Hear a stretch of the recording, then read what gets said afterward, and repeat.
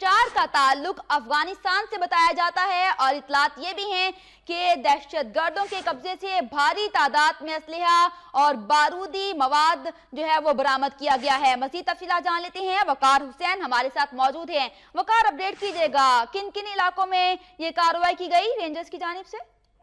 जी बिल्कुल, खैरपुर के मुख्तलिफ इलाकों में ओपन साहब ने जो है रेंजर्स ने जो है कार्रवाई करवे जो है 14 अफराद को गिरफ्तार किया है। जो गिरफ्तार अफराद में जो है 4 दहशतगर्द और बाकी जो अफगानी लोग हैं उनको गिरफ्तार करके उनके कब्जे से जो है असला भी बरामद किया है, जिसमें 35 किलो धमाकेदार मवाद है, SMG राइफल 9 पिस्टल।